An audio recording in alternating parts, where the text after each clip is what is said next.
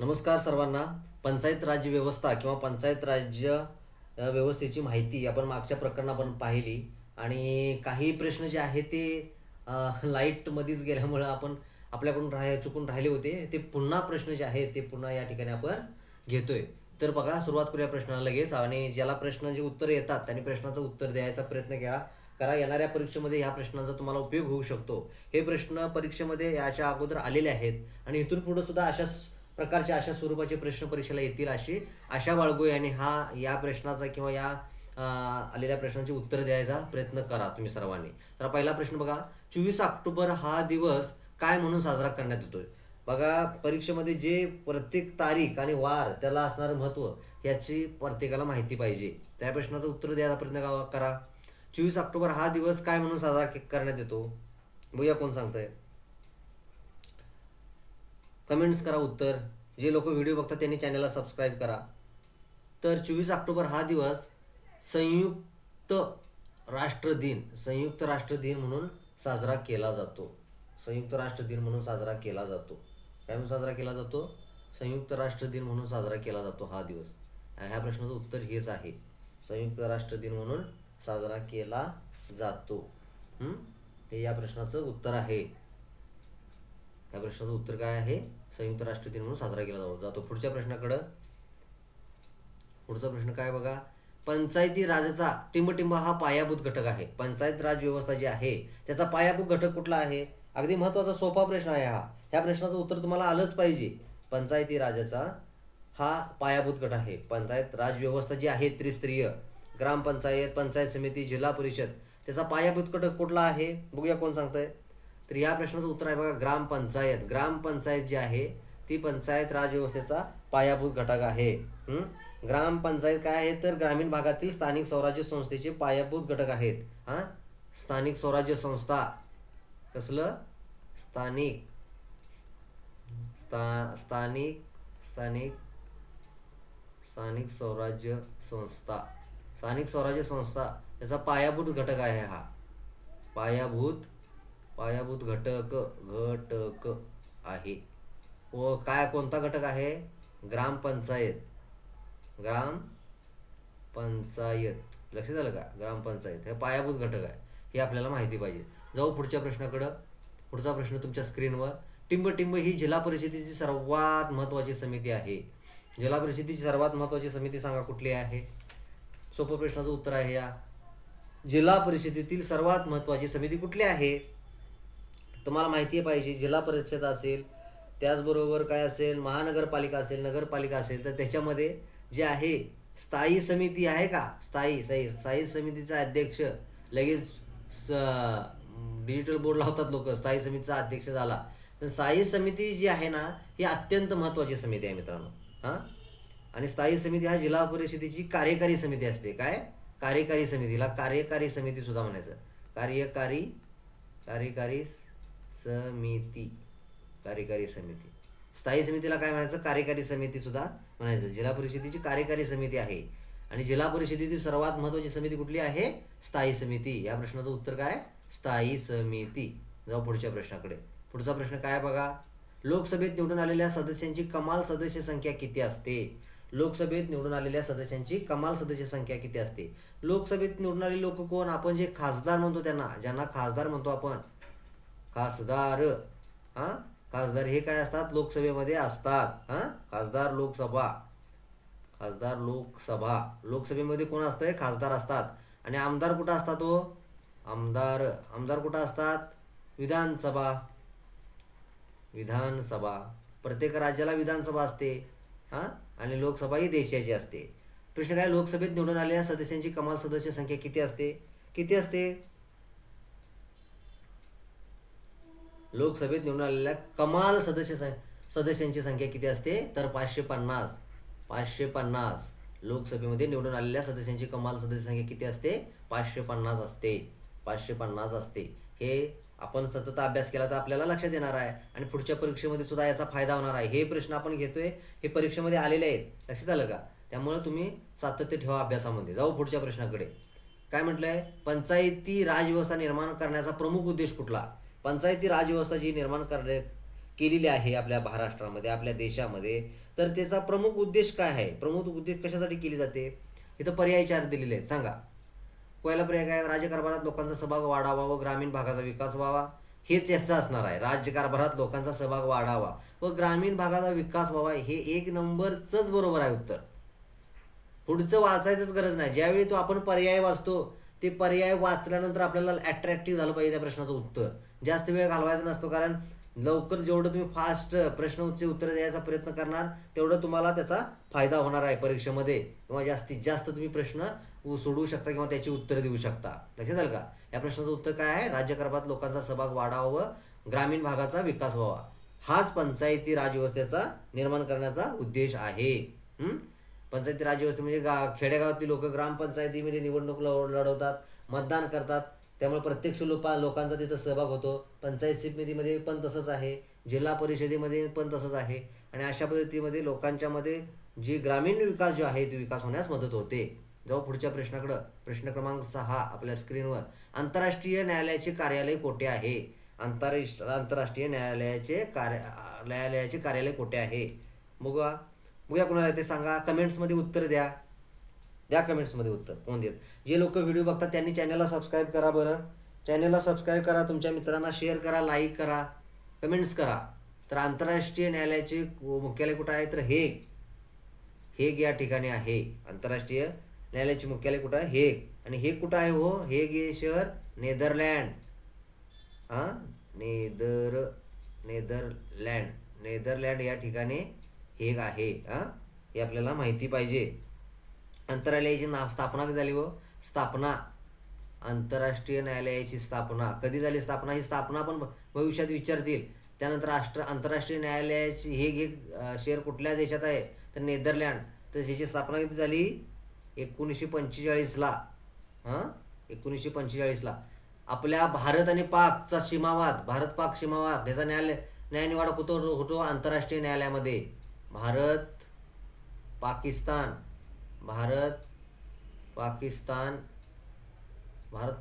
सीमावाद कुठं आहे? आंतरराष्ट्रीय न्यायालयामध्ये आहे. तर आंतरराष्ट्रीय न्यायालयाचे मुख्य कार्यालय कुठे आहे हो? हेग या ठिकाणी आहे. हे आहे. पॅरिस काय हो? फ्रान्सची राजधानी. आहे का? फ्रान्सची राजधानी फ्रान्सची राजधानी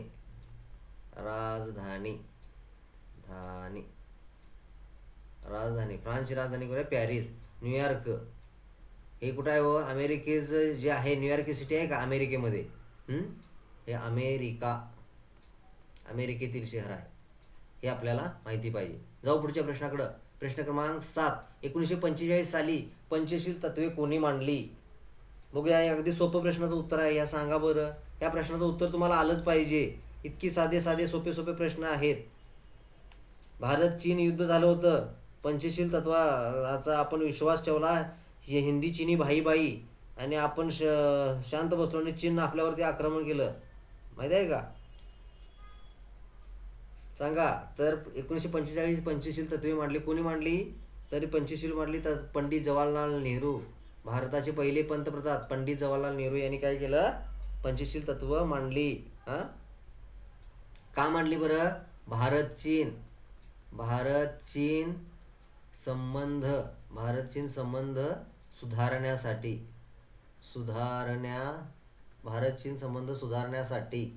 पंचशील तत्वे मांडली. पंचशील तत्व कशा मांडली? भारत चीन संबंध सुधारण्यासाठी मांडलेली आहेत. हे आपल्याला माहिती पाहिजे. याच्यात काय होतं? एकमेकाविरुद्ध आक्रमकता किंवा शक्तीचा वापर न करणे, आंतरराष्ट्रीय वाद शांततापूर्ण मार्गाने सोडवणे असं होतं. आणि आम्ही गाफील राहिलो आणि चीनच भारतावरती आक्रमण केलं. म्हणजे 1945 साली पंचशील तत्वे कोणी मांडली? पंडित जवाहरलाल नेहरू. हे काय होते? देशाचे पहिले पंतप्रधान. सरदार वल्लभभाई पटेल कोण होते? सरदार गृहमंत्री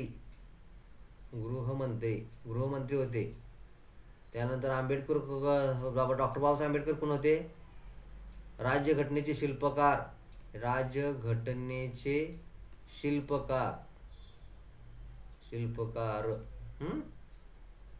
डॉक्टर राजेंद्र प्रसाद कोण होते? पहिले राष्ट्रपती. राष्ट्रपती. जाऊ पुढं. पुढचा प्रश्न. आपल्या सर्वांसाठी प्रतिष्ठा आणि न्याय हे टिंबटिंबचे घोषवाक्य आहे. आपल्या सर्वांसाठी प्रतिष्ठा व न्याय हे कोणाचे घोषवाक्य आहे? सांगा बघूया. म्हणजे तुम्ही अभ्यास केला असला तरच या प्रश्नाचं उत्तर देता येणार. आपल्या सर्वांसाठी प्रतिष्ठा आणि न्याय हे टिंबटिंबचे घोषवाक्य आहे. तर मानवाधिकाराचा वैश्विक जाहीरनामा, मानवाधिकाराचा वैश्विक जाहीरनामा जो आहे त्या जाहीरनाम्याचं घोषवाक्य आहे मानवाधिकाराचा जागतिक जाहीरनामा. जागतिक, त्याला वैश्विक सुद्धा म्हणायचं. वैश्विक.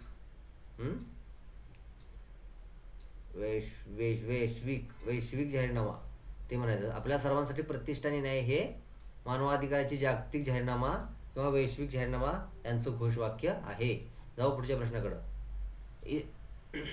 इसवी सन 1215 मध्ये इंग्लंडच्या राजाच्या हक्कावरील काही मर्यादा स्वीकाराव्या लागल्या. हा करार कोणत्या नावाने प्रसिद्ध आहे? इसवी सन 1215 मध्ये इंग्लंडच्या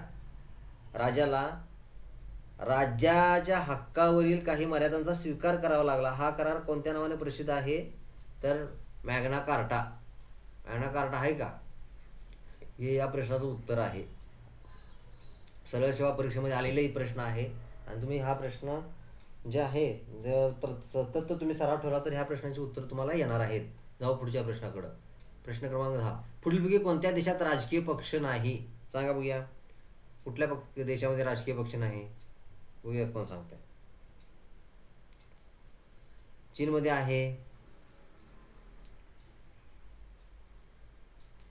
तर कतार जे आहे, कतार या देशामध्ये राजकीय पक्ष नाही. तर काय आहे?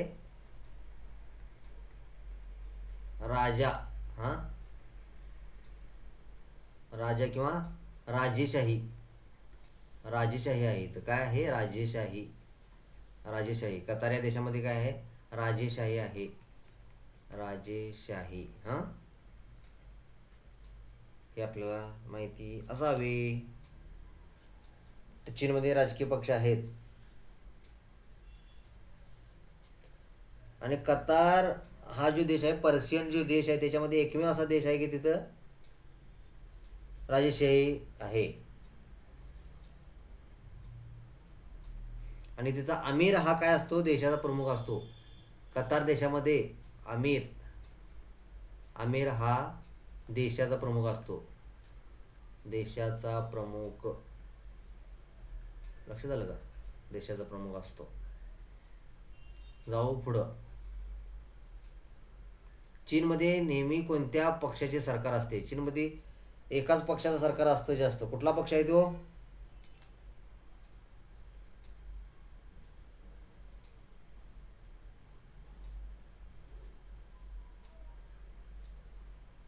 तर कम्युनिस्ट पक्ष जो आहे, या कम्युनिस्ट पक्षाची सत्ता जी आहे ती कम्युनिस्ट पक्षाची सत्ता चीनमध्ये कायमस्वरूपी असते.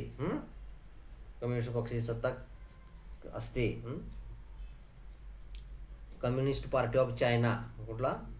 कम्युनिस्ट पार्टी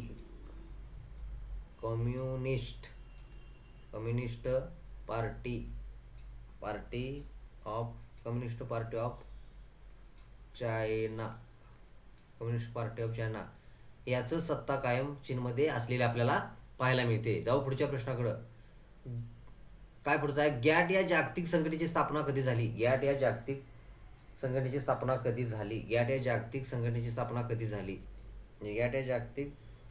कधी झाली? बघूया कोण उत्तर देते कमेंटमध्ये. सांगा. गॅट या जागतिक संघटनेची स्थापना कधी झाली? 1948 मध्ये. 1948 मध्ये. गॅट या जागतिक संघटनेची स्थापना कधी झाली? 1948 मध्ये झाली. 1948 मध्ये गॅट या जागतिक संघटनेची स्थापना झाली. 1948 मध्ये गॅट या जागतिक संघटनेची स्थापना झाली. जाऊ पुढच्या प्रश्नाकडे. पुढचा प्रश्न क्रमांक 13. काय आहे? खालीलपैकी कोणती नागरी सुविधा देणारी संस्था नाही? नागरी सुविधा देणारी संस्था खालीलपैकी कोणती नाही? अग्निशामक देऊ शकतं, प्राथमिक आरोग्य केंद्र देऊ शकतं, तंत्रशाळा पण देऊ शकतं. काय म्हटले बघा, खालीलपैकी कोणती नागरी सुविधा देणारी संस्था नाही असं म्हटलंय. नागरिक सुविधा देणारी संस्था नाही, सुविधा दिली पाहिजे. अग्निशामक देते, प्राथमिक आरोग्य केंद्र देते, तंत्रशाळा पण देते. स्थानिक ग्राहक संरक्षण मंच ही देत नाही. स्थानिक ग्राहक संरक्षण मंच काय आहे, स्थानिक ग्राहक संरक्षण मंच जे आहे ही नागरी सुविधा देत नाही. का देत नाही, तर ग्राहकांच्या हिताचे संरक्षण संवर्धन करण्याच्या हेतूने याची शासनाने निर्माण केली आहे. ग्राहकांच्या हिताचे संरक्षण आणि संवर्धन याचं काय आहे, ग्राहकांच्या ग्राहकांच्या ग्राहकांच्या हिताचे ग्राहकांच्या हिताचे ग्राहकांच्या हिताचे ग्राहकांच्या हिताचे संरक्षण संरक्षण व संरक्षण व संरक्षण व संवर्धन, ग्राहकांच्या हिताचे स्थानिक संवर्धन हे काय आहे, स्थानिक ग्राहक संरक्षण मंचाचं मुख्य काम आहे. त्यामुळे हे सेवा देत नाही. त्यामुळे खालीपैकी कोणती नागरी सुविधा देणारी संस्था नाही, स्थानिक ग्राहक संरक्षण मंच. जाऊ पुढं. 14 प्रश्न, खालीपैकी अयोग्य जोडी ओळखा. लष्करी छावणी कटक मंडळ, तालुका नगरपालिका, जिल्हा पातळी जिल्हा परिषद, मोठी नगरे मोठी शहरे महानगरपालिका. या चुकीची अयोग्य जोडी कुठली आहे बघा बरं. तर अयोग्य जोडी आहे 2, तालुका. तालुक्याला काय असतं, नगरपालिका असते का, पंचायत समिती. पंचायत समिती पंचायत समिती कुठं असते, पंचायत समिती कुठं असते, तालुका पातळीवरतीच असते ना,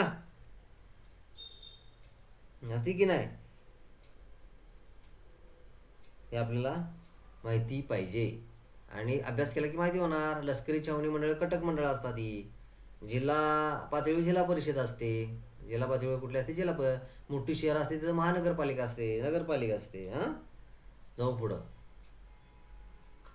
काय म्हटलंय बघा, जरा हे प्रश्न वाचूया कारण याची उत्तर खाली आहेत. खालील जोड्यामध्ये कोणत्या जोड्या स्थानिक कारभारातील आपला सहभाग दर्शवतात. स्थानिक कारभारामध्ये आपला सहभाग कोण दर्शवतात बघा. नागरिकांची सनद, अधिकाऱ्यांचे अधिकार, माहितीचा अधिकार, परिणामकारक सहभाग, प्रसार माध्यमे स्थानिक स्वराज्य संस्थांच्या कारभाराचे मूल्यमान करतात. बरोबर. स्वयंसेवी संघटना स्वावलंबी भावना निर्माण करतात. बरोबर. हे सगळं चारीही बरोबर आहे. चारीही काय आहे, चारीही बरोबर आहे. चारीही बरोबर आहे. तर काय म्हटलंय, खालीलपैकी जोड्यामध्ये कोणत्या जोड्या स्थानिक कारभारातील आपला सहभाग, सगळे.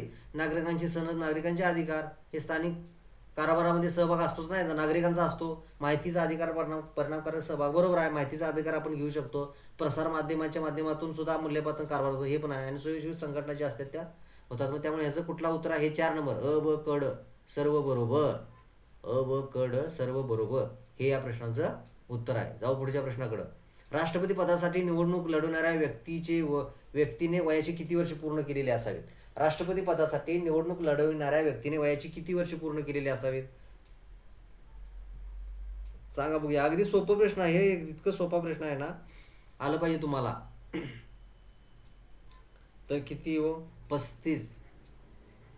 वयाची 35 वर्ष पूर्ण केली की राष्ट्रपतीला काय होतं, निवडणूक लढवू शकतो तो, किंवा राष्ट्रपती एखादी व्यक्ती होऊ शकते. पण वयाची अट किती आहे, 35 वर्ष. 30 वर्ष काय हो, 30 वर्ष राज्यसभा.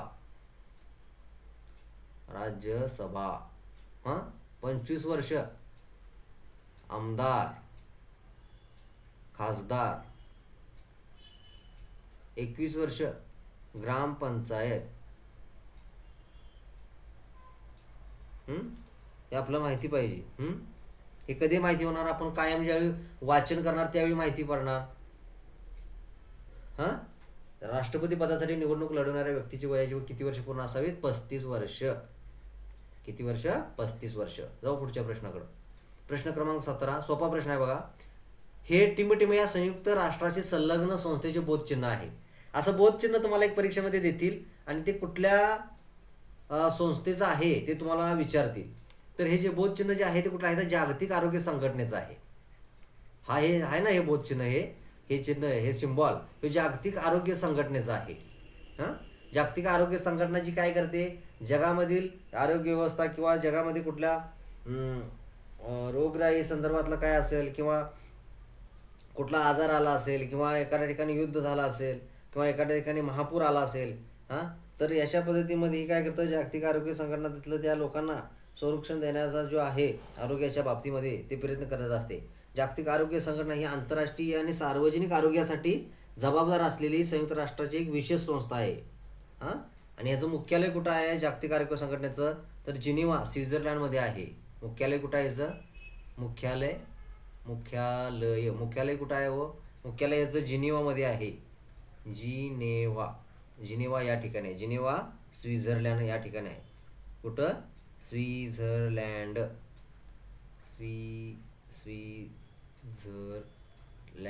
स्वित्झर्लंड या ठिकाणी जिनिव्हा आहे. आणि जागतिक आरोग्य संघटनेचं मुख्यालय जिनिव्हा या ठिकाणी आहे. आणि हे जागतिक आरोग्य संघटनेचं काय आहे, बोधचिन्ह. काय आहे हे, बोधचिन्ह आहे. बघा, लक्षात बघून घ्या कसं आहे ते. आणि अशा स्वरूपाचे प्रश्न येतात. त्यामुळे जागतिक ज्या ज्या संस्था आहेत महत्त्वाच्या, त्यांची बोधचिन्ह कशा पद्धतीने आहेत, कशा प्रकारचे आहेत हे आपल्याला माहिती असायला पाहिजे. जाऊ पुढं. प्रश्न क्रमांक 18. भारताच्या सरनाम्यानुसार सत्तेचे उगमस्थान टिंबटिंब हे आहे. भारताच्या सरनाम्यानुसार सत्तेचे उगमस्थान काय आहे?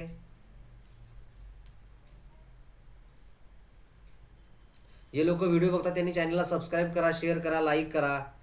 चॅनलला सबस्क्राईब करा, शेअर करा, लाईक करा. भारताच्या सरनाम्यानुसार सत्तेचे उगमस्थान काय आहे? तर संसद. या प्रश्नाचं उत्तर काय आहे? संसद. भारताच्या सरनाम्यानुसार सत्तेचे उगमस्थान संसद आहे. भारताच्या सरनाम्यानुसार सत्तेचे उगमस्थान संसद आहे. संसद आहे. भारताचे संविधान हा भारताचा सर्वोच्च कायदा आहे. भारताचे संविधान हे भारताचा सर्वोच्च कायदा आहे. इथे लिहितो बघा, भारताचे संविधान हा भारताचा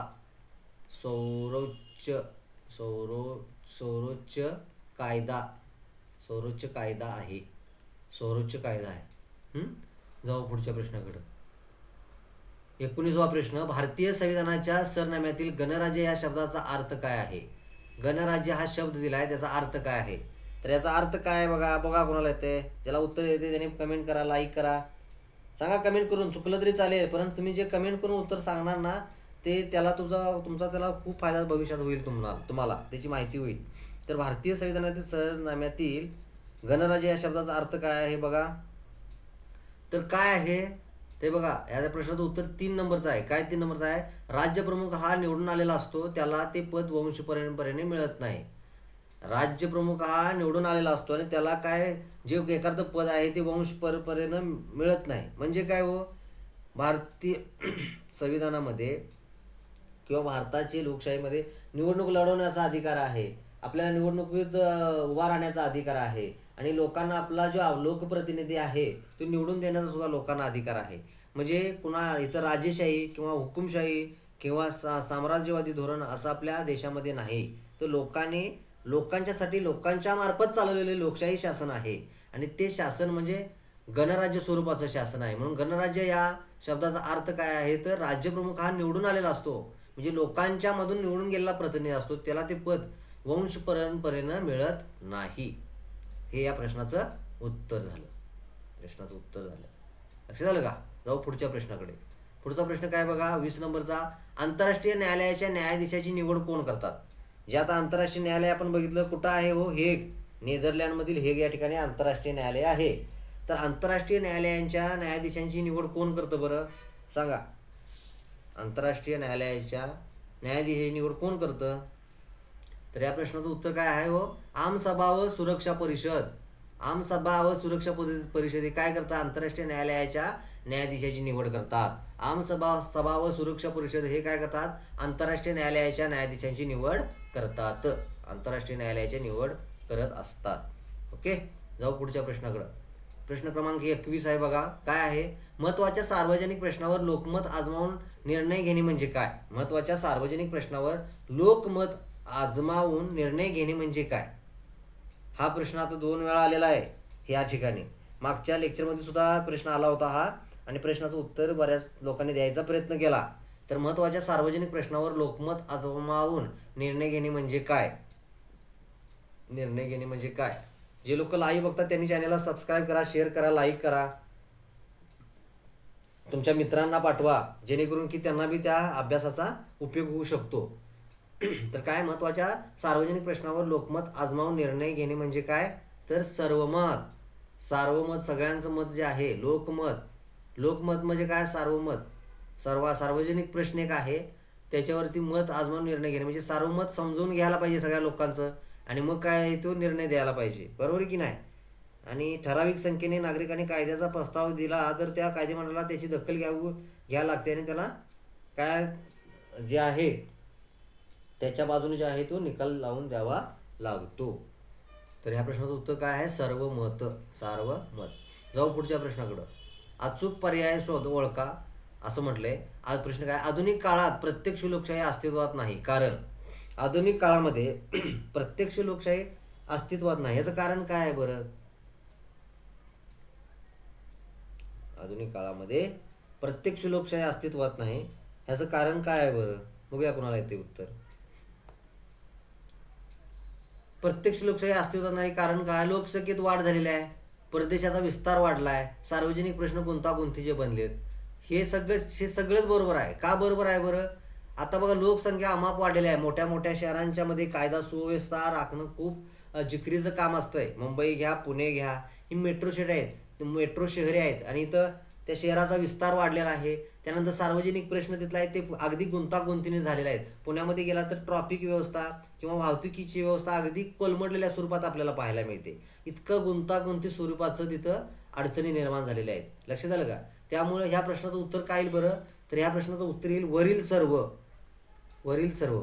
वरील सर्व म्हणजे काय, लोकसंख्येत वाढ, प्रदेशाचा विस्तार, सार्वजनिक प्रश्न गुंतागुंती बनलेले आहेत. हेच काय आहे, ते प्रत्यक्ष लोकशाही अस्तित्वात राहत नाही, हे त्याचं कारण आहे. कारण लोकसंख्या वाढल्यामुळे काय असतं, देशावरती लोकसंख्येचा मोठा ताण निर्माण होतो. लक्षात आलं का. ह्या अशा अडचणी असतात. जाऊ 23व्या प्रश्नाकडं.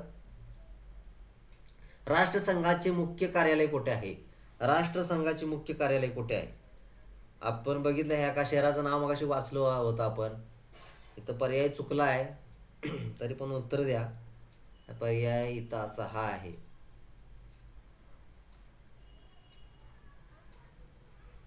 राष्ट्रसंघाचे मुख्य कार्यालय कुठे आहे, न्यूयॉर्क या ठिकाणी आहे.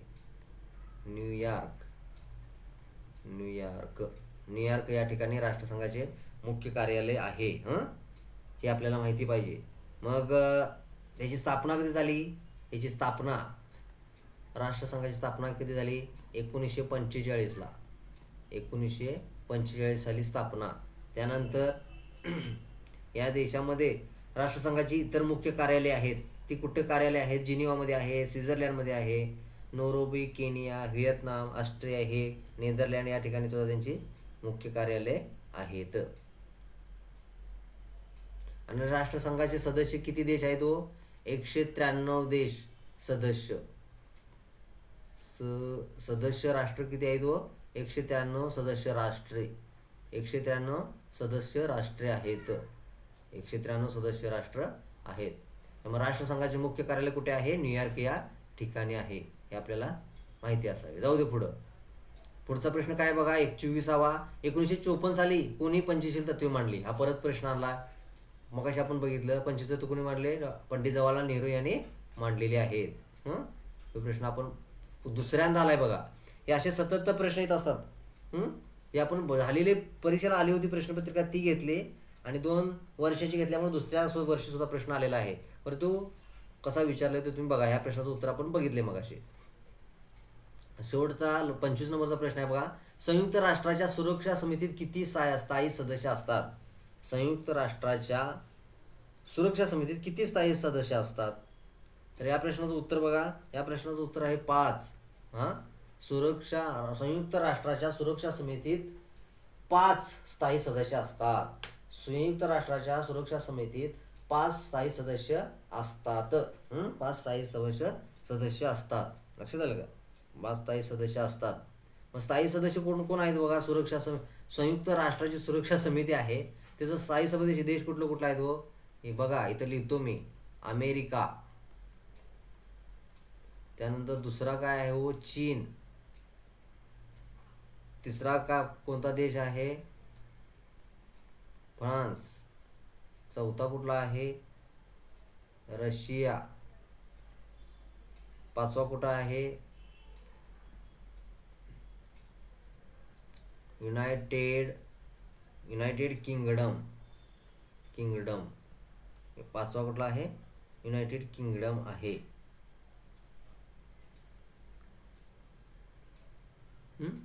हे 5 जे आहे हे काय आहेत? स्थायी सदस्य आहेत. स्थायी म्हणजे काय हो? स्थायी या शब्दाचा अर्थ काय? स्थायी म्हणजे कायमस्वरूपी.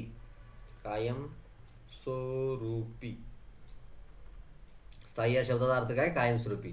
त्यामुळे संयुक्त राष्ट्राच्या सुरक्षा समितीमध्ये किती स्थायी सदस्य असतात? 5. या प्रश्नाचं उत्तर काय? 5. जाऊ पुढं. तर धन्यवाद. या ठिकाणी आपलं हे जे लेक्चर आहे ते संपलेलं आहे. जे PYQ स्वरूपात प्रश्न बघितले तुम्ही सतत वाचा आणि जे आहेत परीक्षेचा पेपर जो आहे तो पेपर तुम्ही द्यायचा प्रयत्न करा. हे प्रश्न आहे ते पुन्हा एकदा लेक्चर बघा सर्वांनी आणि ह्या प्रश्नांची उत्तर जी आहेत ती उत्तर अगदी द्यायचा तुम्ही प्रयत्न करा. स्वतः सराव करा आणि सातत्य सराव जर असेल तर तुम्हाला यश हे मिळणार आहे. लक्षात आलं का? आणि जी सिम्बॉल्स अशा स्वरूपाचे जे आहेत ते सिम्बॉल कुठल्या संघटनेचा कसा आहे, बोधचिन्ह काय आहेत हे पण तुम्ही माहिती करून घ्या. त्याचा तुम्हाला परीक्षेमध्ये फायदा होईल. ठीक आहे. धन्यवाद सर्वांना. थांबूया इथं.